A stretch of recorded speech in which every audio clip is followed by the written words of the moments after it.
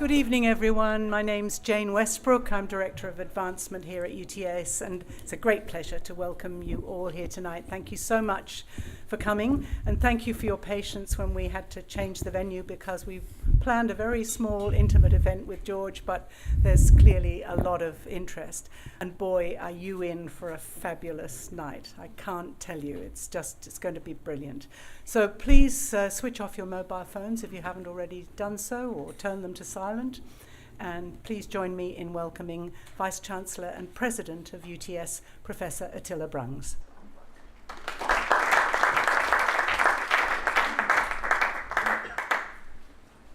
A very warm welcome to you all. Thank you so much for coming tonight, and a particularly warm welcome to our special guest, George Koukis.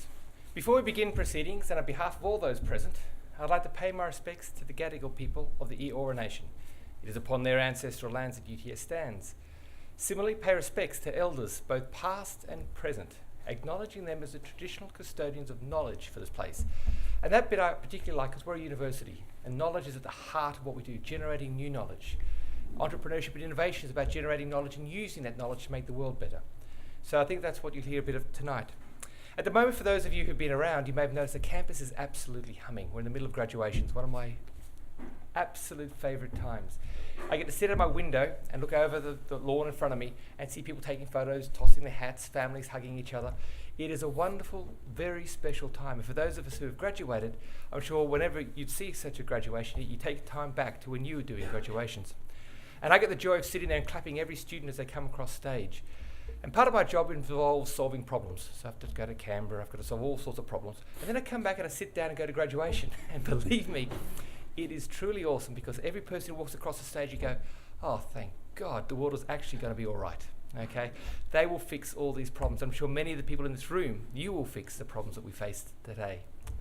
Now, I'd like to warmly welcome George. Yesterday, we awarded UTS graduate luminary George Koukis an honorary doctorate in recognition of his achievements as one of the world's most foremost business leaders, an outstanding philanthropist, but very importantly, an advocate for ethical leadership and social justice. And for those of you, of course, who know UTS, social justice is at the heart of UTS. Being ethical leaders is at the heart of what we try and instill in our students. George will hear in his own words, he believes that business has an incredibly important responsibility to make society better, and he can only do that by having ethical leaders in business. I'd also like to share that George, in his support for UTS, he's been providing support for the last couple of years, very much in terms of advice and guidance, but he's also, as of yesterday, provided a significant donation to UTS just to continue, because he spoke to some of the people yesterday, our social justice mission. He was so moved by the stories of some of our students and what they're trying to achieve in the world. But today, George is head of a company called Temenos. Temenos is headquartered in Geneva, and for more than 2,000 firms around the world, and 41 of the top 50 banks use Temenos software. George took Temenos from nothing, and I won't spoil his thunder, to the company it is today. Europe's fourth largest software company with a market capitalisation of more than $5 billion. But he started this by arriving in Australia in 1971 with $140 in his pocket and not being able to speak the language at all. And as George says, it took him ages to even learn how to speak the language. It truly is a rag to riches story. He worked at Qantas from 9 to 5 each day, attended classes till the end of the day, then worked again, then studied. Tonight, George will give us his story of how, by being true to himself, by dreaming big, by not allowing fear to paralyze yourself, how he's managed to do his story. And I hope that all has resonance for many people in this room. Now, my intention was, of course, to sit here and take part in this very special event tonight, but we're also hosting the Vice-Chancellors and Chancellors' drinks for a number of the graduates just over there. And my Chancellor's been called away, and as she left, she said, Attila, you're coming back. So I now will have to go back to host the drinks. So I'm very sorry, but I'm going to watch the video afterwards. I know you're in for a special evening. So once again, please join me in warmly welcoming George.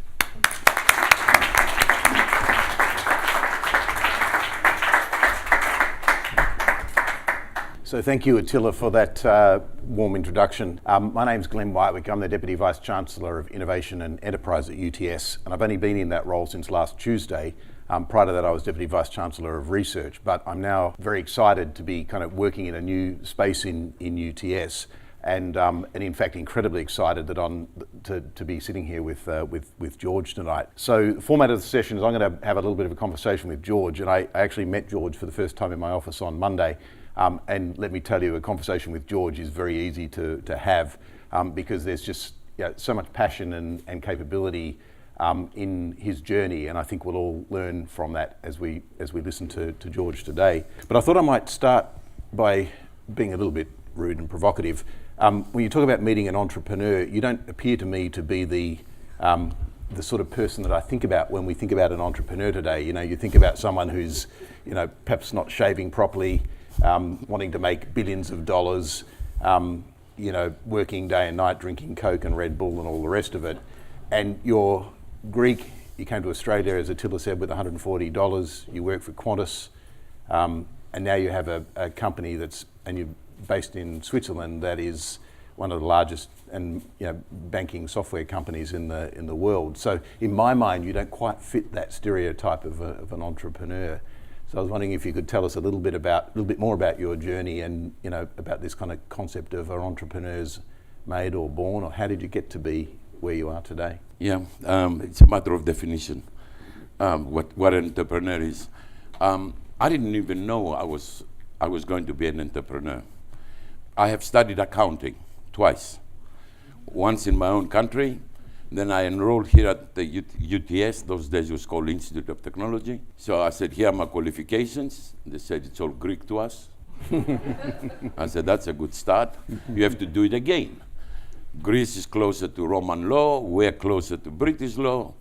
The rest is history. So I started my course in February '72. The only problem is neither my wife or I spoke English. Now, a lot of people say there hasn't been much improvement, including our daughters that were born here, and we never taught them Greek. So often they say, oh, Dad, you'll never speak the language properly. Sometimes we say things upside down or back to front. But there is one aspect that I need to instill in people. Sometimes you study something and life is such that you may be presented with other opportunities. There are a few people that I admire in the world for what they've done, and one of them was the founder of Apple, Steve Jobs, as an entrepreneur, not as a human being, but as a person who changed our lifestyle. And he used to say, there is no plan B or C or D. You have to have the flexibility to adapt. Something goes wrong, have the capacity to fix it. And to me, that's how I approached Australia as well. It was my opportunity to learn English. So I enrolled in the university. Early times were very difficult. I failed a few subjects, the theoretical subjects. I had high distinction on all mathematical things. I'm a little bit mathematically inclined. And I saw that as an opportunity. As I worked through, I've done everything. I washed dishes, toilets, waiter. I've worked very, very, very, very long hours. What Glenn mentioned, Attila mentioned, I used to go to work 9 to 5, 6 to 9 was university. It was compulsory those days. I don't know if it still is. 9:15 to about 1:30 in the morning, I was at a club in George Street called Phoenician Club, just 50 meters away. And then I'll go back with a crummy kind of dictionary that I had. I tried to do my homework. Then I sleep about an hour or two, no more, and then back again, 5 days a week. It took me 7.5 years to finish the course because I did it part-time. But in the process, I discovered a lot of things. And I had the flexibility to say, fine, I may have studied accounting, I may have studied engineering, but I can do a lot of good things. I can do many things. I read a lot, I study a lot, I watch people, and I don't have the ego of wanting to be better than anybody else because I don't compete with anybody. But I recall reading a poem that says something along the lines, I've made it available to all of you, Jane has it, it's attached to my yesterday's speech. And it says, somebody said that something could not be done. And with a grin on his face,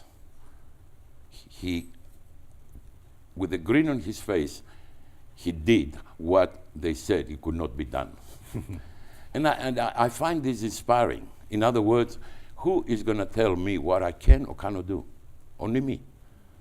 Okay, I don't speak the language, I don't speak it better than you or better than my children. But I have 412 words now, vocabulary. I can do anything I want to do. Right? So it's a matter of how you feel about, you can complain about something in life and you will not solve the problem. You can complain as much as you like. We would like rain, but we have sunshine. The problems with transportation, problem with the government, problem with my next door neighbor. My wife doesn't understand me. My banker doesn't understand me. You can complain all day. If you want to complain, you need more than a lifetime. But what does complaining do?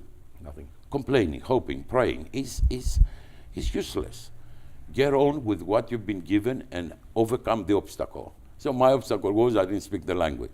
They called me many names at the beginning of my life in Australia. I have the fondest memory, so nothing can take that away. But when you don't speak the language, what do you expect? Somebody said to me, I remember that I said, please call number, because the numbers those days had numbers and letters. So the lady in the office calls, and he says, the phone is engaged. I came from Greece, a bit chauvinistic environment. This is the 60s now, late 60s. And I said, you no joke, call again. She calls again, says the phone is engaged. I said, you know, I've learned a new word, F off. So I went to my friend, Kim Gurol, an Australian friend, he's like my younger brother. I said, what is F off?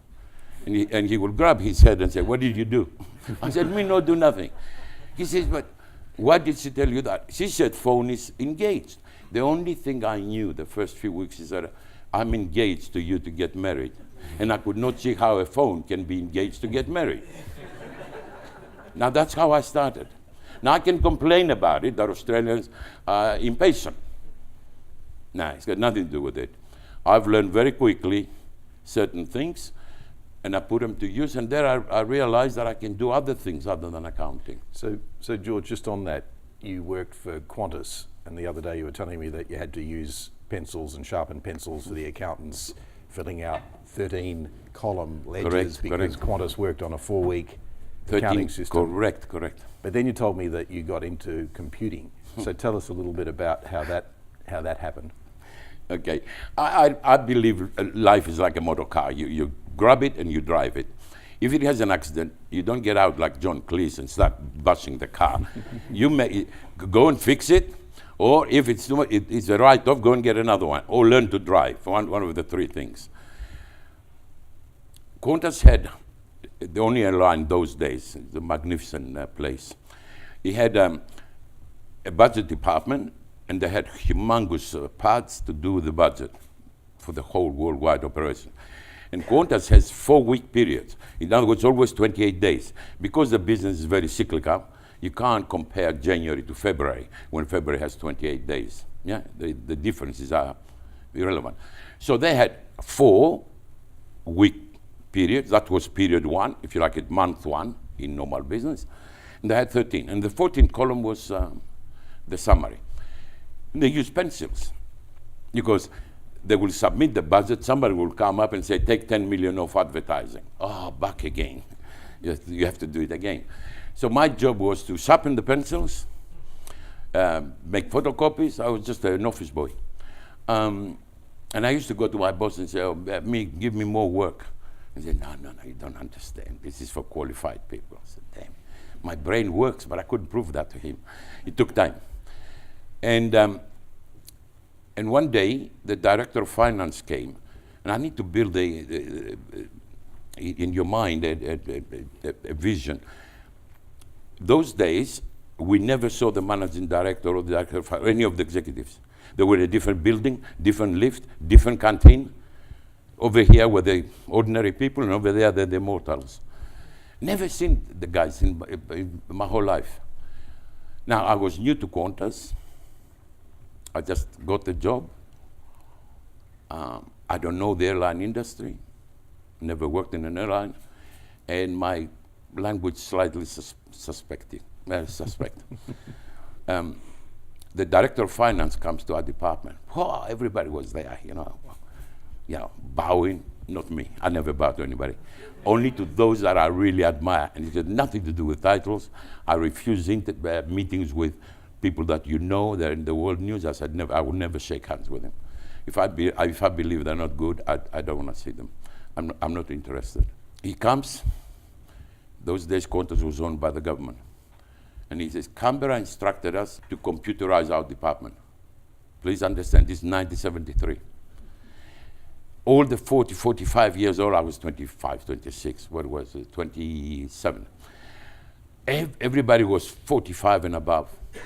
Everybody ducked under the table. The moment they said computerize, 1973, we had some Abdal machines were running MVS at that time in the computer department. Nobody has seen them. You needed Prime Minister security level to get in. The reason is because those days Qantas was part of the Department of Defense. If there was a war, the Qantas planes were designed to transport troops all over the place. So you could not go there. So the guy comes and says, we've been instructed to computerize department. Everybody disappears. I'm the only one standing up. And I go, me do it.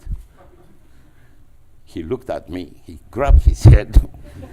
I got used to from Kim's experience, and I'm thinking I've done something wrong, but I couldn't see what I've done wrong. I did not know that those days, if somebody was looking for 10 people and one volunteer, he could not say no. So suddenly he grabs us and he goes, oh, shit. I don't know the industry. I don't know computers. I don't know. So I picked up the a Fortran manual, a book, sorry. I went out, I got a book in Fortran. It's a programming language. To this day, when I do a little bit of programming to relax, I still use the naming conventions of that. How much effect 45 years later? IJK. All IJK, the integers. And of course, only Glenn understands me now. in my age. Honest to God, all my variables, and in modern languages, you don't need to define anything, you define it. But no, all my variables, IJK for integers, all my counters, unbelievable. Anyhow, so I went and picked up a book, I learned Fortran. The following day, I practiced a little bit, and I thought, oh, that's logical, it's not the end of the world. In 21 days, I had a prototype. In 6 months, I had the system running. My nickname after 6 years from WOG became God. Still 3 letters, okay? We're not very, very generous here. God, honest to God, because I knew computers. And then we did some incredible things. You cannot believe it. Now, to answer your question, we're governed by fear. We're governed by, we're going to lose our pensions, war. I read the papers today. Julie Bishop, a very eloquent lady. I saw her last night talk with that. Incredible. Oh, the Pacific is nuclear Pacific. Sovereign debt, crime, you name it. When you look at the news of the world issues, conflict in the Middle East or whatever, North Korea, it's almost frightening. It affects you. It does affect most people. If I ask you to put a business plan by watching the news tonight, your business plan will be conservative. If you put if we talk a little bit, we stay one day together and we put a business plan, it will be like the company I have, conquer the world. How are we going to conquer the world? There are no parameters, there are no obstacles. We will overcome them, we'll find a way. A different mentality. In those days, I guess in the way there was DNA, it must have been there. I don't think Australia provided that for me, or Greece to that effect. But I thought, okay, it's computing, it's something, so what? Why would I not be capable of learning it? And if I don't, what are they going to do? Kill me. To me, we're governed by fear, irrational fear. We're governed by guilt. I make a lot of decisions. If they don't work, I've learned something. If they work, I replicate them. But I'm not going to feel guilty. A lot of these emotions, they are man-made things to make us average. Nothing else. I can spend time to say why and who invented guilt. Yes, a certain amount of fear is necessary for us not to go and jump off the 20th floor. it is important. It's in our DNA from birth to feel a little bit of fear. But that's to make sure that the species survive. But beyond that, why would you feel fear? Why would you feel inferior? You can always acquire, I don't know everything. Temenos is a big success. In the early days, I was the chief of everything. Chief of technology, chief of the board of directors, whatever. But as the company grew up, I got myself surrounded by real smart people, not me. I'm the guy who decreases the average IQ of any meeting, I can tell you. I'm serious about it. But there are people like you that I can employ or whatever it is to solve any problem. That was my attitude. And that's how I started in Qantas. So where the guy was like this afterwards, he used to meet me and say, I can run the company, because we did some pioneering things with Qantas.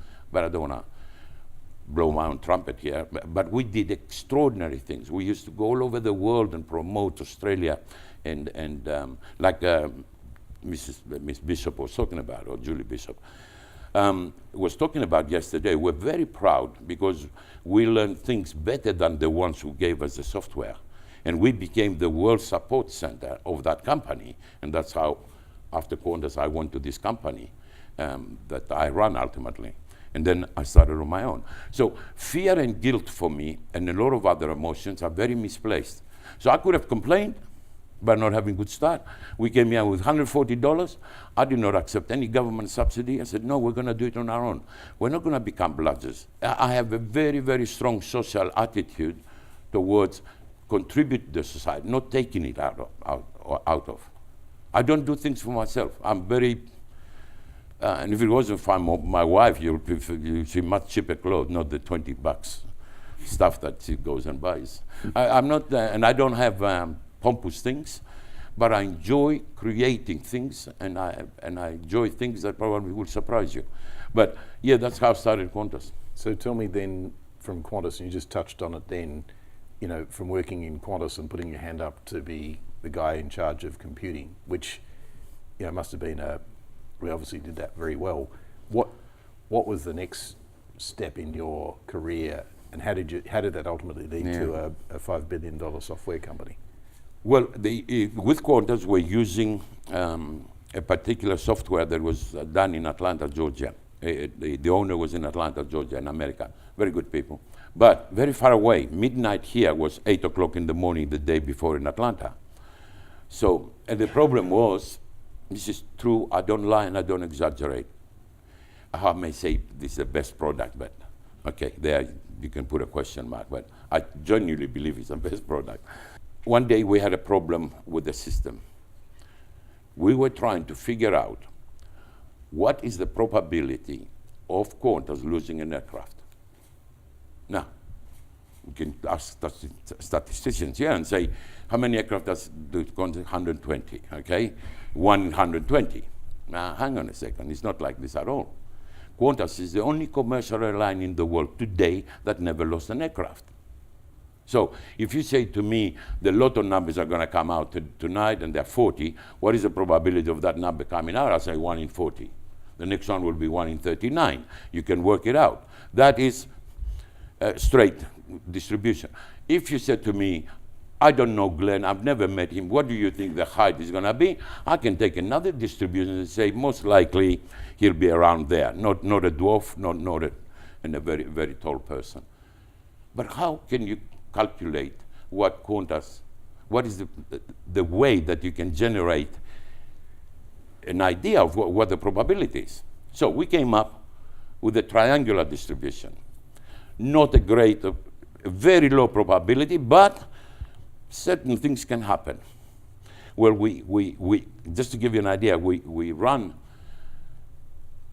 got some the results. We presented them to the insurance brokers, and they gave us a massive discount because they were overcharging us, because there was no way to prove it otherwise. And we were scientifically, so here it is, mammoth discount. And later, soon after, the Qantas started insuring their own aircraft. We saved millions those days. Huh?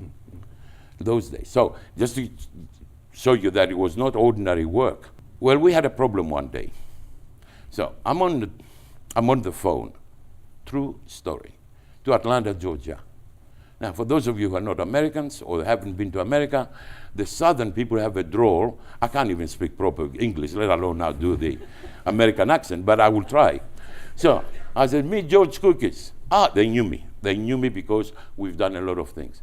And he goes, I had a problem and I need to report it. I needed an answer. And he goes, how you all doing down there? I said, excuse me? How you all doing? What's the time? I said, please spell.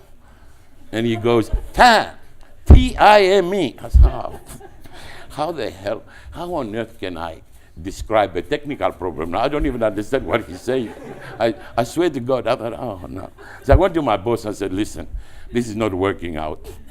Either you're going to hire somebody else, but the somebody else needs to understand the business case. It's not a matter of asking a technical person from IT department to do that. So, or I said, we're going to learn it properly. And we learn the system better than them. They will tell you the same thing. To the point where we became the worldwide support center for that company in Atlanta. We were so successful that they ended up opening an office here in Sydney. Guess who they made an offer? I joined them as a consultant. It's very important now to your first question, or there is a link here. Now all this time, I'm an accountant from Greece. I don't do accounting anymore, but a lot of technical excellence in what we did because of Qantas. I joined this company, and I was asked to do a marketing call. I fainted. They revived me with oxygen, and I said, me no marketeer, I don't know what you're talking about, I'm not doing, me no salesman. They figured out what the problem is. It's okay, don't do a marketing call. Can you go and explain to this prospect, a prospective client, what have you done? I said, that I can do. They couldn't shut me up, actually. And of course, by that time, the language is not as bad as I make it out to be now. But 2.5 years later, I became the first non-American managing director they had. We had exceptional results, exceptional. We grew, we opened offices in Singapore, we helped every airline in the region, every one of them, Singapore Airlines, Garuda, MAS, Cathay Pacific. We became very famous. And I have a board report, I was not on the board of directors in America, where it says phenomenal results in Asia Pacific. Reason cookies. And my boss says, you keep this for your grandchildren. And I have it in my house as a souvenir. And we did extremely well. But the same values as I employed in my life. And to give you an idea, when I came here, I was earning, or at Qantas, I was earning $400 a month. I have the wage slip. When I was with MSA, the American company, I was earning $3,000 a week. Wow. From 400. Wow. And they did something dishonest. All my clients are an extension to my existence. We'll come to this concept in a minute. A lot of them are my friends, a lot of them I see them today. And they lied in order to protect the stock price. They announced something, they didn't have particular versions that they promised in writing to my clients, and I quit on the spot. I said, you cannot do this. A company that does this has no future at all. 2 years later, that company did not exist. And it was the largest independent application software company in the world. So I quit at the zenith of my career, 1986. And I started my own business. I thought, by that time, enough is enough. I'm going to prove to the world that you can do these things a lot better and in a good way, and probably produce a lot more wealth than these sort of quick schemes, the short-term mentality that I call, which is an evil for our society. And the company you got involved in and bought and subsequently have led, from my understanding, you were advised by a number of people not to do that, right? Exactly, 100% right. I looked at a company. I need to say one more thing because it needs to link together to understand also my life trip. In 1987, I had quite a lot of friends, but 4 of them were playing squash together. Squash mates. Amateur will go every week somewhere, or they come to our place. If we were the host team, we have to provide dinner, which was a packet of chips. As long as the beer was cold, that's about it. Or sandwiches, that's the maximum you get. Lovely time, wonderful. One of them, if I remember 100 things in my life, that would be one of them. So 4 of them, this is 1987. Greg will say, so Greg, yes, sorry, today. Greg, he says, everybody's making money. I said, what? He said, on the stock exchange. I said, yeah, what is the stock exchange? I was a technical guy, if you like it. I was a business person. He says, everybody makes money. I said, well, my next door neighbor has a brand new Mercedes. I said, I have a Mercedes. My wife is a Mercedes. I have a house. Month after month. Cut a long story short. The 4 of us got together and said, okay, who understands what a stock exchange is, what stocks to buy, whatever. Nobody knew. One of the guys knew, a broker, who will give us 50% margin. So we put in 100,000, he will put in 100,000. So we'll buy 200,000 shares. So he knew the broker. We bought shares. 1st of July we started.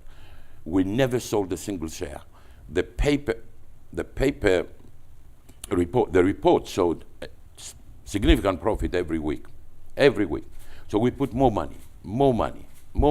All the money I saved for 17 years or whatever, I mortgaged the house on top of it.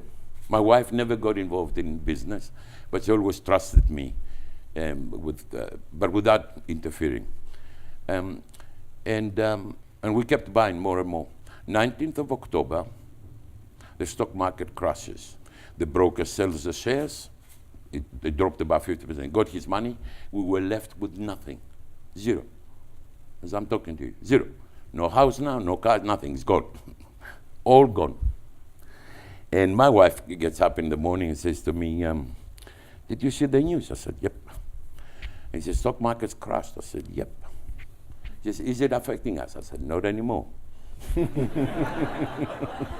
A professor has written a book about this called Dream for the World. It's my own company. And he relates all of this. And he says to me, what are we going to do now? I said, listen, can you breathe? He said, of course I can breathe. I'm alive. I said, all right. When we were born, I said, we had nothing. When we came to Australia, we had nothing. When I met you, we had nothing. Now we have nothing. We're in familiar territory. There is nothing unknown. It was more traumatic coming here because we had no friends, no relatives.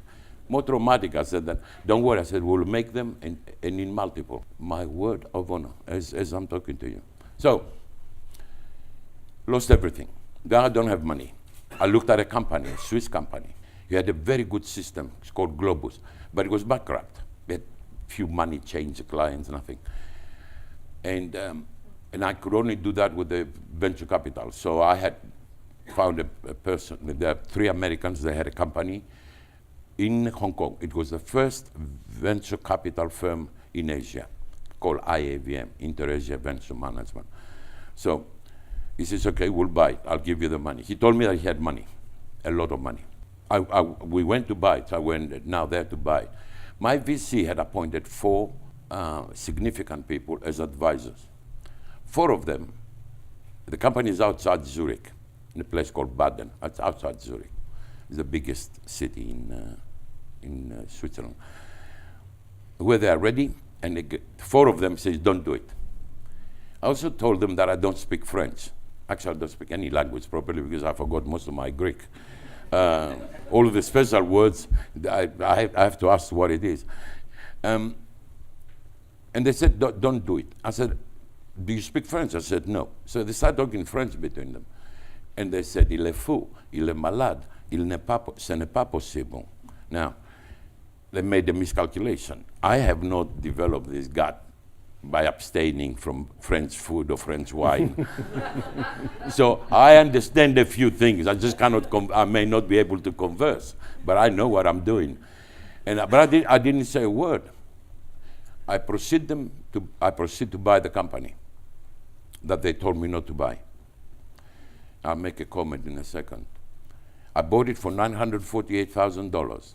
6 years later, I take it public at 1.4 billion. It's worth now more than 6 billion. After a couple of years, a lot of these people want to be on the board of directors, so they go to their friend because they have invested in this fund and whatever. My venture capitalists made more money out of one investment than all the other investments combined, apparently. We're good friends now. Of course we are. But not with the 4 advisors. And they were persistent to come on the board. And I said, what is the point of you coming to the board? What is it that you want? You want to contribute. What if you have a debate like the original one? You told me not to buy it. What if we have a disconnect there? Who will prevail? So you don't want to come here to help the company. You just want the glory of it, on the money or whatever. A big success, a phenomenal success.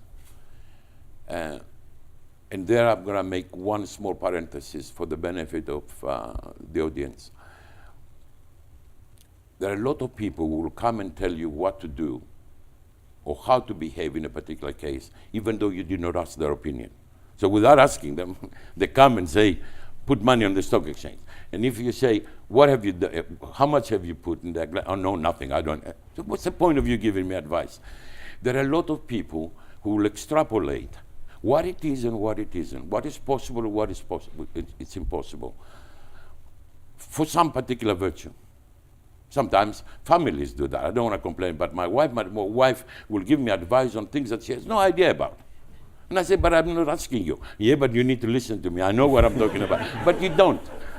And I know she says out of care, by the way. Eh? So I've developed a medical condition whereby a membrane comes down in my ear, or both ears. And the other, so when somebody comes to give me advice about what I should do and not do, the membranes come down, I don't hear anything. All I see is a mouth moving.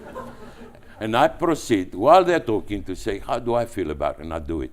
You are well educated, you're healthy, you have all your faculties. What is the point of listening to people that you do not respect or can tell you what you can do and cannot do? Somebody may say, you're a woman, you cannot do this. Well, it's rubbish. I have 2 daughters. There's nothing you cannot do. Anybody can do whatever. And you should not extrapolate what you can do or not do. You're the only person who can decide what you can do or not do. You're educated at one of the best universities. I know because I've come through it. And it is much better than the creaky old building that I was going up. If now I went up the stairs with my weight, you know, I would come down the wooden stairs because it was creaky when you're going up there in George Street. You're well educated and you know what you want to do. Why listen to anybody? Why allow them to poison you with air poison mediocre ideas? You know what Michelangelo said? He said, the problem with our society is that we don't set our goals very high and we allow ourselves to miss them a little bit, but we set them too low and we exceed them. My venture capitalist said to me, if you just double the company, I'm happy. If he double the money, he'll be happy. And I said to him, no, we're going to set it very high because I can see what is happening. I have belief in myself, I believe in my team, and of course we deliver. Well, understand this. Whoever invested in the company, the first IPO, they made 1,400 times their money. Not double, not triple. But I never said to myself, I'm going to do 1 million and then do 1.05 and expect Queen Elizabeth to knight me. But I said, our goal will be 1 billion. You think if I provided 950 million, you think I'm going to apologize to you for missing my 1 billion target? No, I would not. So my point to all of you is, don't allow other people to bring you down to their level of incompetency unless you respect them. Not you love them. Be careful. Sometimes the best advisors are family members. Our father and mother, sometimes out of love. I'm lucky there because my parents were illiterate or ordinary people. You know, that I could not go down any further. But I've seen people where the father is dentist and expects the son to be dentist. Well, let me tell you, I fainted when I first went to a dentist, when I saw the syringe, not to do my work. I was not meant to be a doctor. So why would you force me to be a doctor? So what I'm saying is, you have your dreams, you have your aspirations. You have to have that quiet belief and say, I'm going to do it, no matter what you do, what you throw in front of me. So Temenos was the result of all of this mentality. And I never had any financial objectives to my people. I never said I want that much profit or anything. All I asked them was to produce me a happy client. Because a happy client positively influences 4 others. An unhappy client, negative influence 25. Now, whether it's 25 or 24 is irrelevant. A client is happy because you give them brilliant systems and brilliant services. And I wanted the organization to be the best, not to make money. I was going to ask about that because, even though clearly you've been incredibly successful from a financial perspective, I get a sense listening to you that that's not what gets you out of bed every morning. So what does? That's a very, very, very good question. In my case, I enjoy creating. In my case, I'm very grateful for everything I have received. I'm grateful to the university. I'm grateful to my mother and father because they gave me life, the greatest gift. I often think how many people are not alive today. I don't mean the ones who died. How many trillions of people could have been here, but they're not. But I am. So I'm a very lucky person. I came to this university. I enjoyed my time. Very good people, very good lecturers. I've seen even better lecturers today than I had, and better environment. I've seen the offices. If I was graduating from here now, I would have been something, I tell you. Well, you did. You graduated yesterday. I graduated yesterday. That's it. Just got to remind you of that. That's it. So, for me, I would like to bequeath to my children a better world than what I've inherited.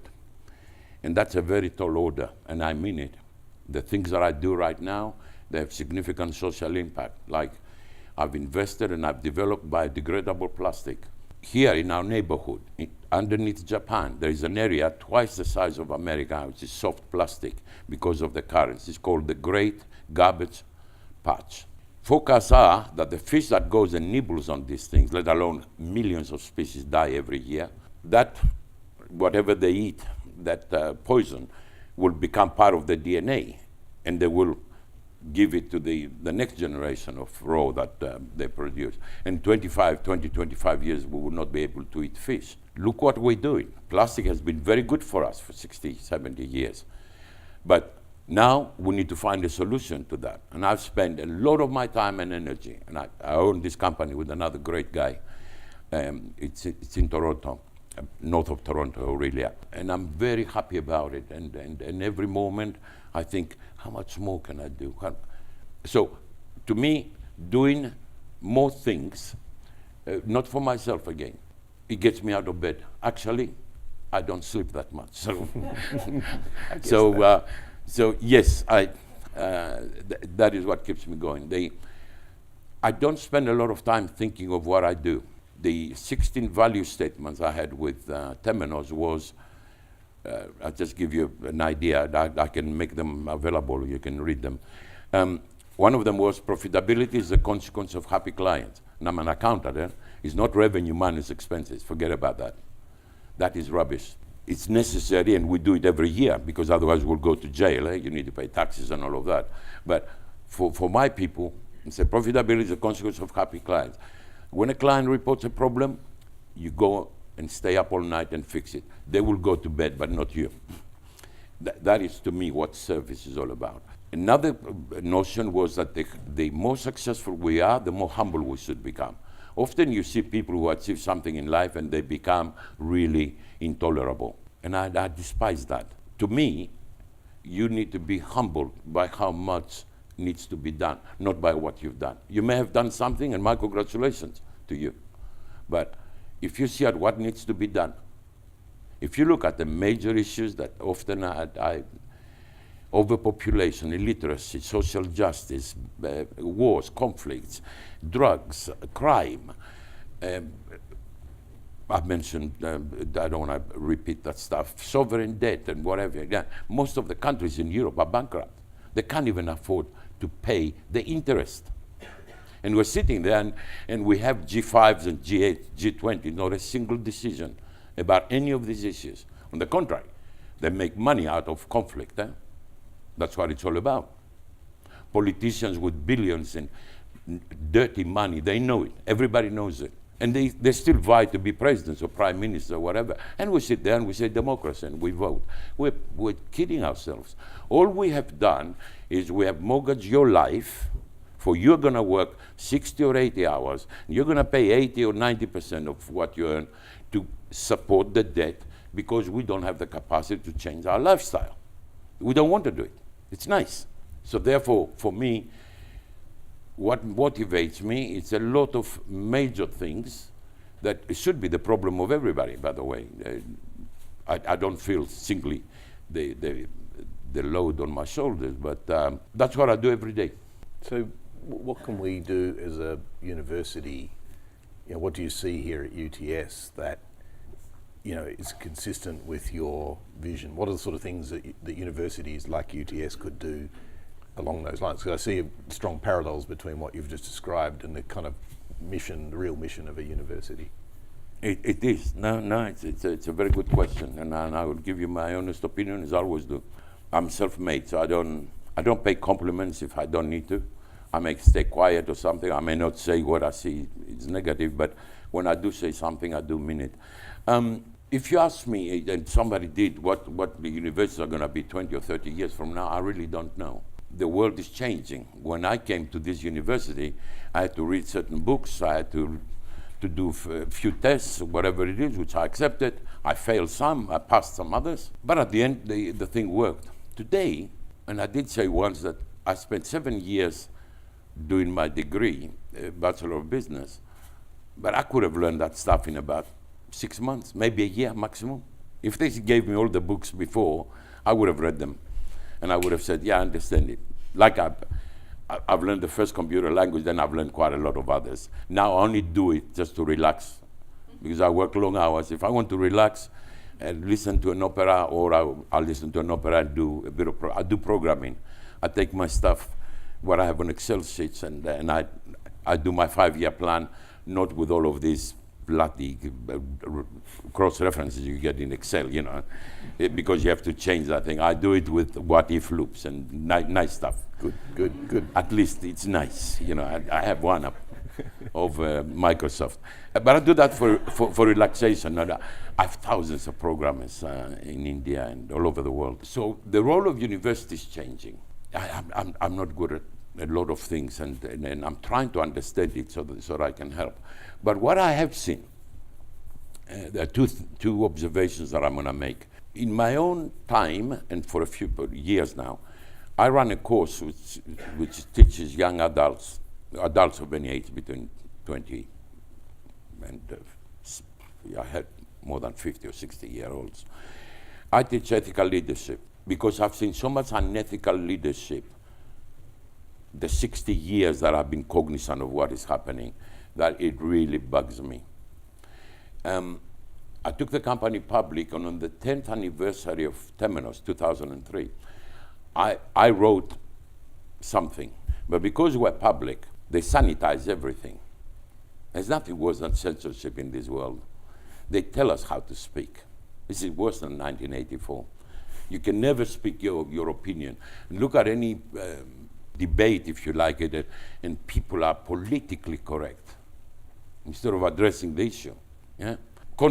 Consequently, they know how to lie, and then consequently, you give up.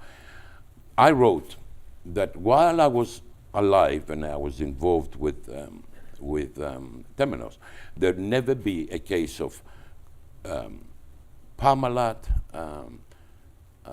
what's the American, the greatest corporate,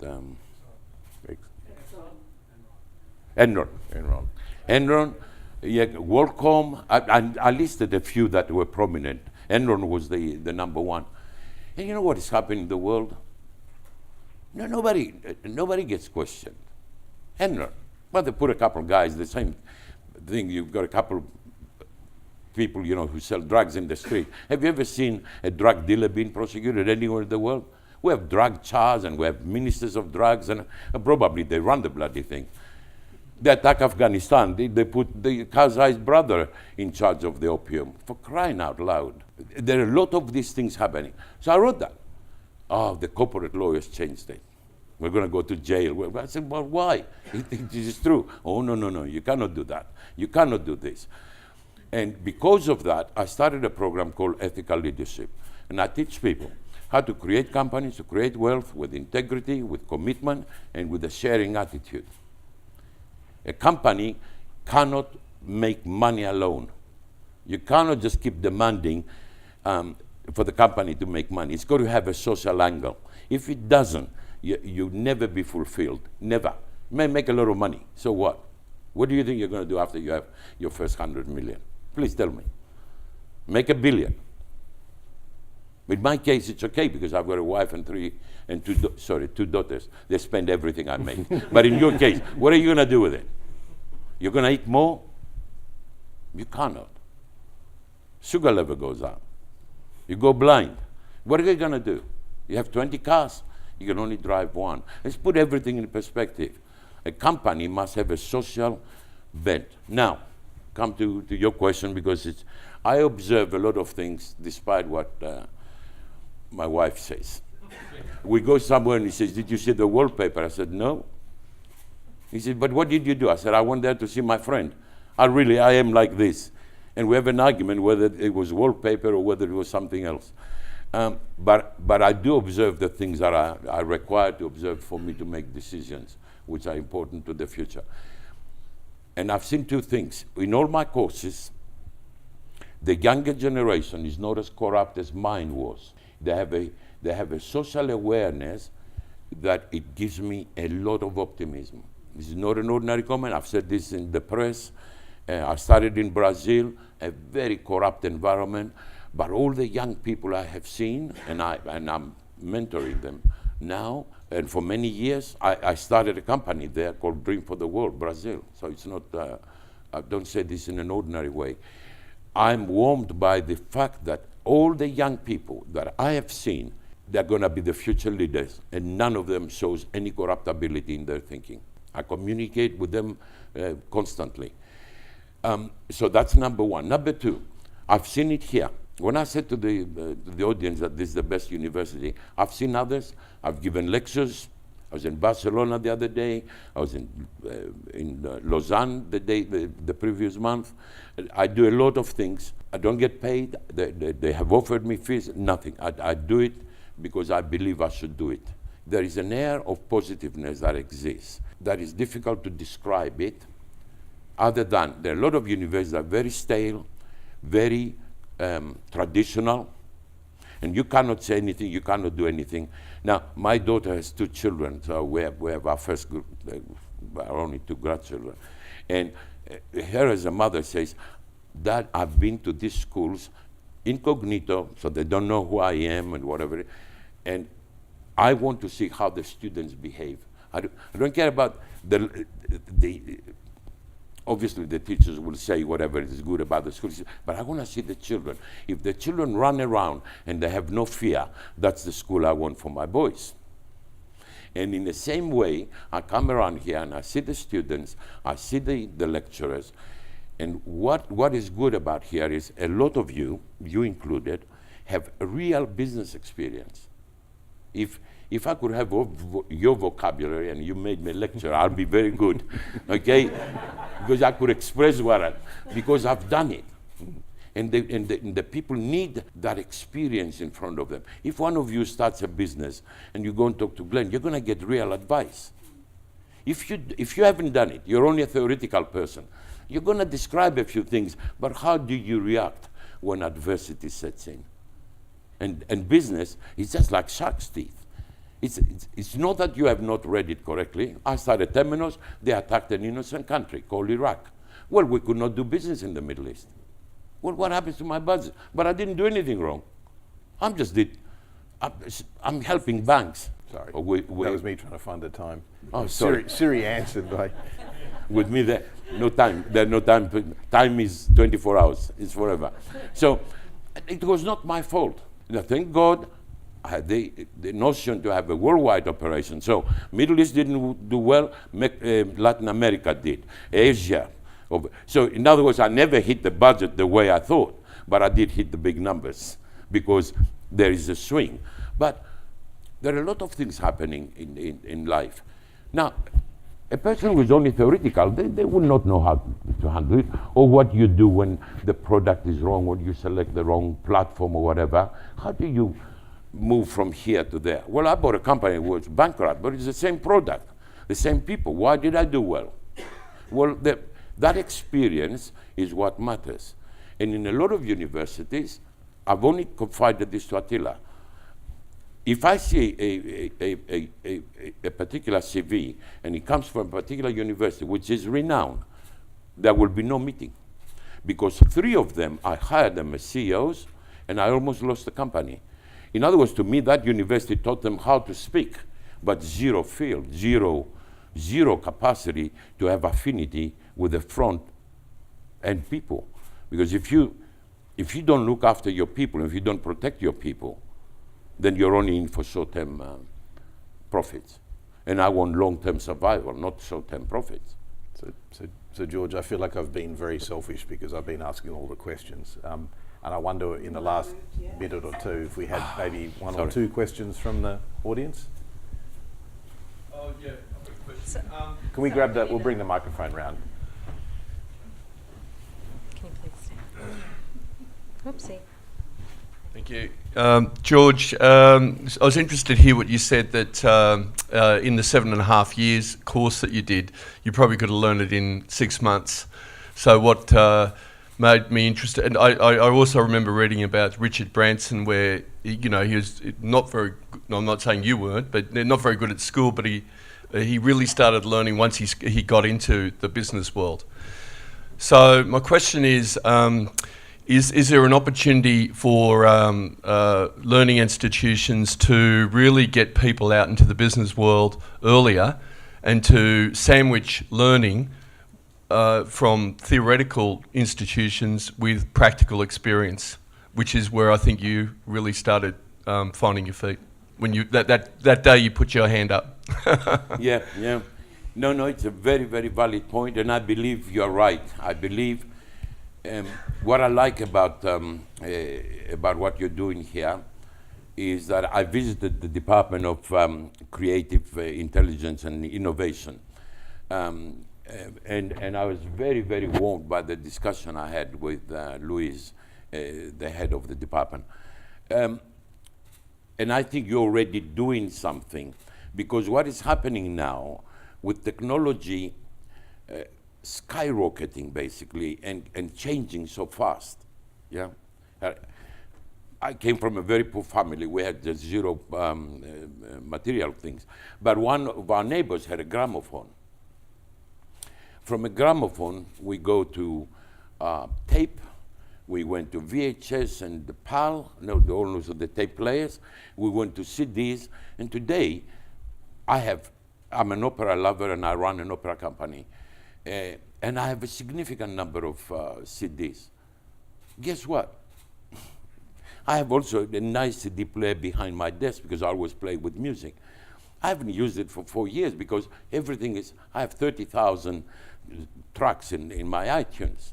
And even though I really dislike some aspects of technology, you can't escape and you cannot function in an efficient way without technology. Now, what does that mean? Complex social programs, exactly like Louise is doing, it needs to bring a variety of things together. It's no longer just go to this website and you fix it. And consequently, the universities will move towards not learning specifics, because that is available. It can be available for those who want to do it in a much faster way. Probably that is the way to go. But I'm really not an expert in educational aspects. I'd like to create the mess and you solve it rather than I like to create things and give you the money to figure it out, because I really don't know. I don't know the answer. I am a conscious way. I'm saying, what is it going to be 10 years from now, 20 years from now? And I think it's going to be a hybrid of what you're talking about. It's happening. It's happening. And one of the things I enjoyed is I was working and learning. And that unbelievable help. I credit UTS a little bit for freeing whatever may have been inside me. Because I was experiencing then I will get corrected here. And I didn't like it at the beginning. I said, But then they were 100% right. And I said, okay. And I can refer back to these conversations, the openness, the discussion. And they were never wrong, because they have done it before. I was young, I was enthusiastic, but not necessarily wise like I am now. Wise means I made a lot of mistakes, that's about it. Don't take it, that is like another accolade. So I think we've got time for one more question. Did I? Maybe at the front here, so we can have a bit of sorry balance about now. Thank you, UTS Business faculty, to give me the chance, opportunity to attend the event, to listen to the great speech from George. And I got one question. It's a detailed question and from finance. And so as a boss, how do you, as you mentioned, so you are not strict on the budget. So how do you look at the budget, the purpose of a budget, and the performance comparing? So also, if the business is losing money for many years, so will you sell the business? Yeah. That's a very good finance question.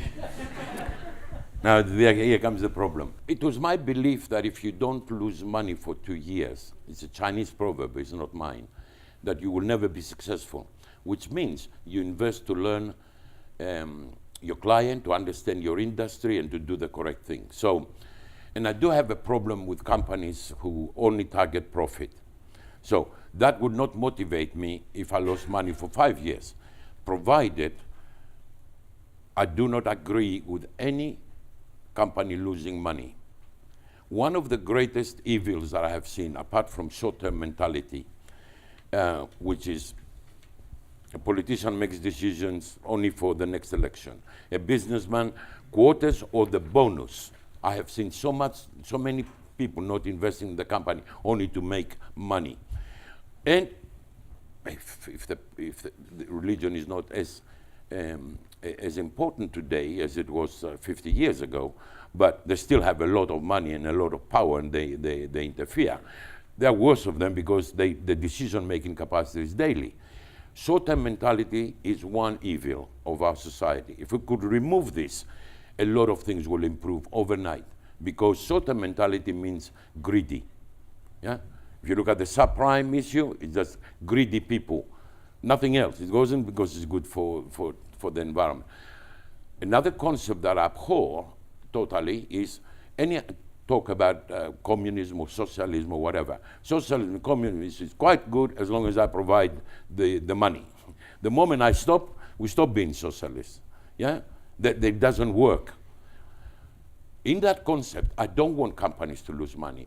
A company's job is to make money, to be profitable, not extremely profitable, to be in a normal way profitable. Now, why I'm saying that?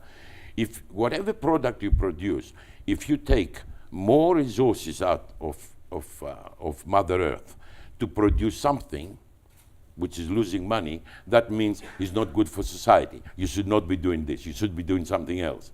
So I don't agree with any company making losses. I agree with a company making losses and either supporting good causes or giving money to charity, like institutions, education institutions, hospitals, things that I do, for instance, and not necessarily pocketed. But whether it makes a lot of money or not, it depends on somebody's style. For me, if it's profitable, I paid my people always the top quartile salaries. Now, if you run it, you will have a better profit, but maybe a greater turnover or other costs. But I decided to run Temenos with highest possible earning capacity for the staff. They did not need a union because I looked after them. Yeah? I have a very generous stock option plan. So it still makes a lot of money. It's still one of the most profitable IT company last year. So, but in the early part of the company, you need to nurture it. You cannot, I believe it's slightly unrealistic to expect that a company will be making record profits day one. If you do that, there's something wrong somewhere. Or you're dealing with something that I would not deal with. not white flour, but rather white powder. Still white though. Because think about it, there is no particular industry that can make a lot of money unless you have, of course, in IT, if you invent something or whatever, okay, but for every success story you hear, there are all about 1 million failures. Huh? You may hear about Instagram, but how many other, or whatever the names are, Facebook, if that is a success. I don't like that stuff, but. So George. Sorry. No, George, it's been an absolute pleasure of mine to meet you on Monday and then to spend some time with you here this evening. I know, just looking out at the audience, how many people were listening intently and listening to the thoughts. I think what's so impressive from my perspective is you do meet this criteria about being an entrepreneur, but there's an aspect of it about how you do it that I think is really, really impressive. And I'm sure many of us would want to reflect that in our way we work and the sort of values that we're promoting within our university. So thank you very much for your time. Well, sorry about this, but yeah, I am what you see. You see what I am. There is no pretense. I want to encourage people just to dream of building better companies, better products, better than anything else, without any fear or concern.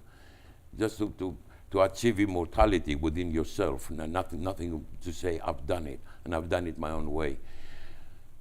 And as long as that university encourages this concept, it will always be my favorite university. And this is closest to anything I've seen. I've seen a lot of universities.